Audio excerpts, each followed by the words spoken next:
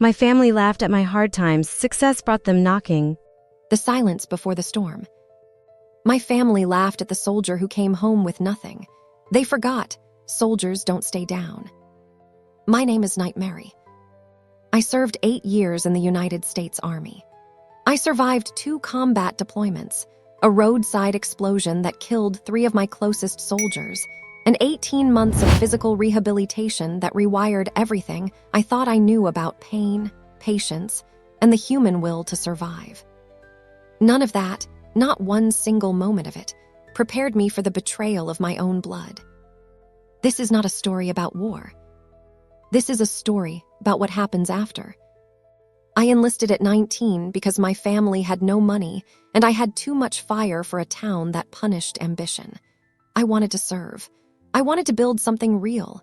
I wanted to come home one day and stand in front of the people who raised me and say, I did something that mattered.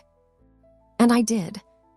8 years, 2 deployments to active combat zones, a commendation for bravery during a classified extraction mission that I am still not fully permitted to discuss. I rose to staff sergeant. I led a team of 11 soldiers through conditions that would break most people in the first hour, and every single one of them came home alive. Because I made sure of it. That was who Knight Mary was. That was the code she lived by. You do not leave your people behind. You protect what you are responsible for. You hold the line even when the line is costing you everything. I held it. And while I was holding it, on the other side of the world, in the heat and the dust and the silence between explosions, my family was back home quietly dismantling everything I had built for them.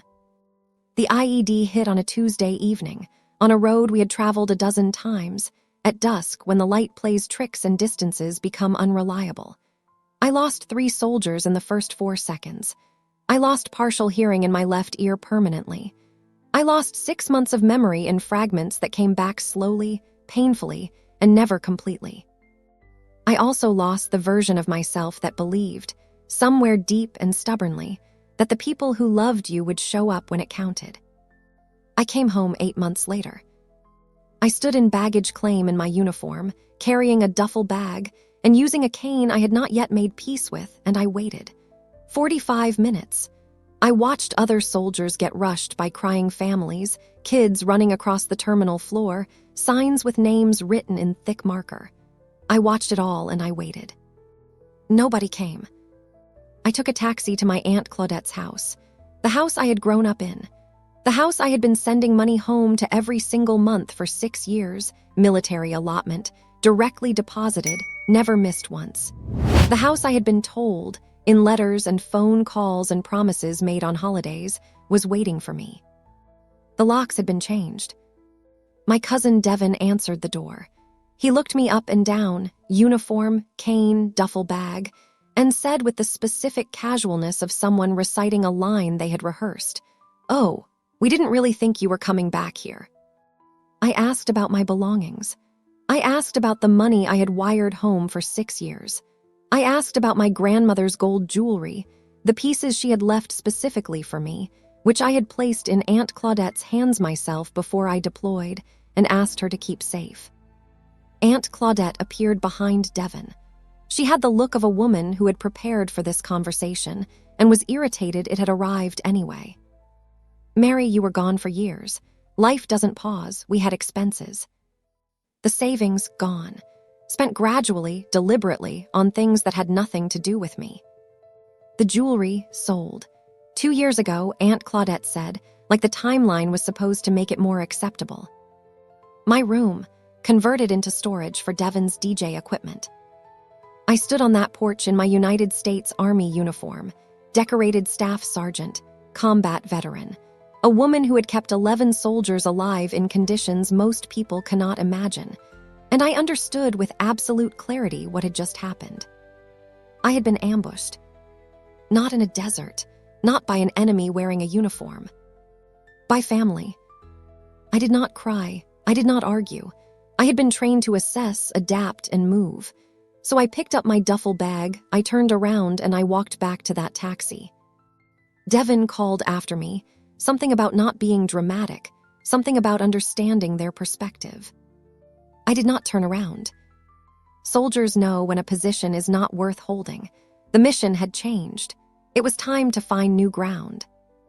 The VA transitional housing was a boarding house with 12 veterans, one shared kitchen, and walls thin enough to hear nightmares through. It was the most honest place I had ever lived. Nobody pretended. Nobody performed. Everyone there had lost something they were not going to get back, and everyone there had quietly decided to keep going anyway. I fit right in. Knight Mary began rebuilding the way the Army had trained her to rebuild, with mission clarity, total resource assessment, and the ruthless removal of anything that was not serving the objective. The objective was simple: build a life so solid, so undeniable, so precisely constructed that it could never be taken from her again. I had skills the private sector desperately wanted and consistently underestimated in veterans: strategic planning, crisis leadership, logistics under pressure, the ability to read a room, assess a threat, and make a high-stakes decision in under 60 seconds while remaining completely calm on the outside. I took every business course the VA offered. I earned a certification in cybersecurity consulting, a field that rewards exactly the kind of systematic, threat-aware thinking the Army had spent 8 years drilling into me. I worked contract jobs at first, 18-hour days, no weekends, no social life. Every dollar tracked, categorized, and deployed with the precision of a tactical budget. I was not grinding. I was executing a mission. By year 2, Knight Security Consulting was a registered LLC with 4 corporate clients and a reputation for being the firm that found the vulnerabilities everyone else missed. By year 3, I had a team. By year 4, a government contract that changed everything. By year 5, I bought the house.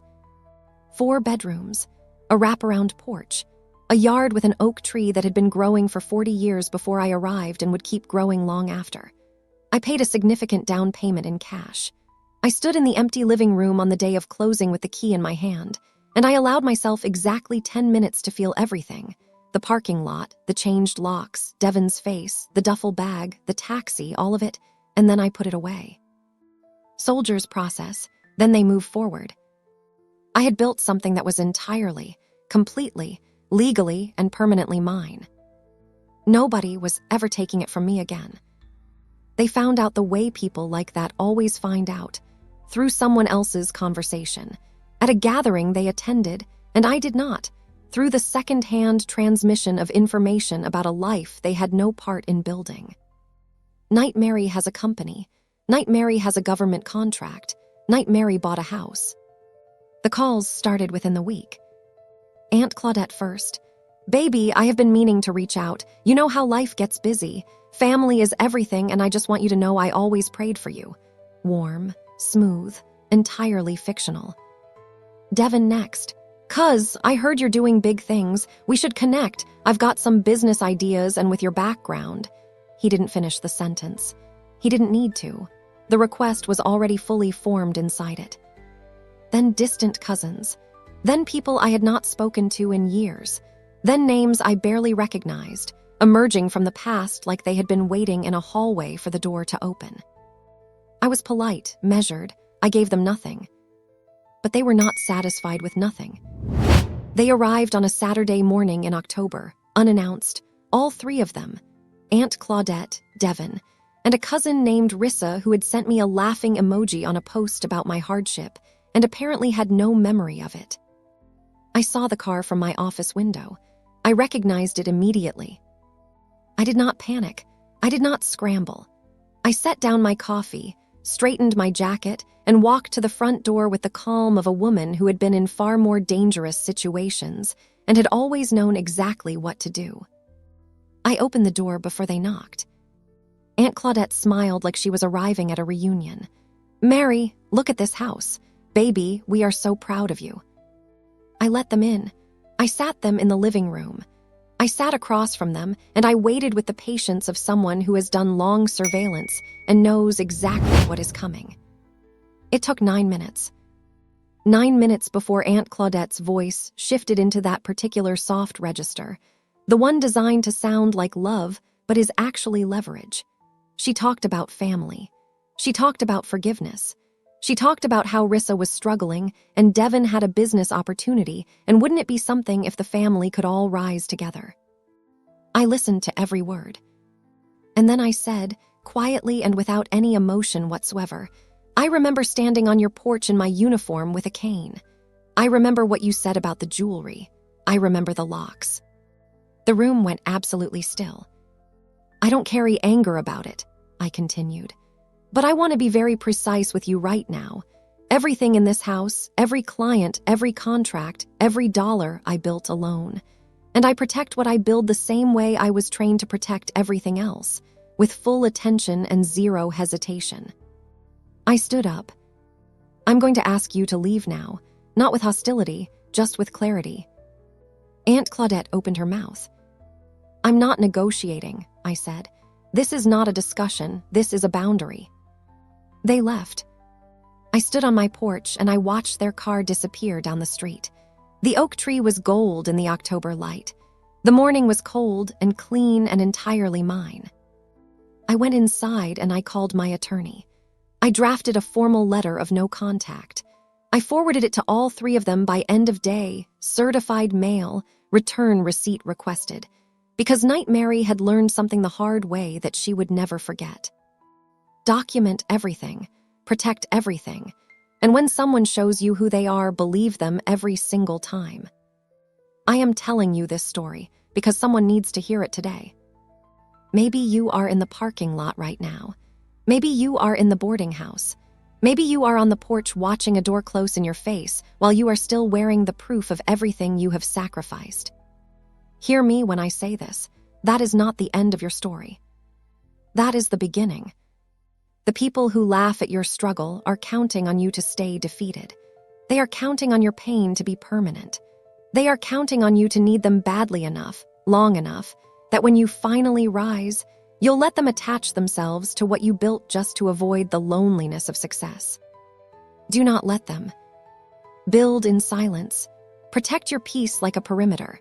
Document your progress and your boundaries with equal discipline.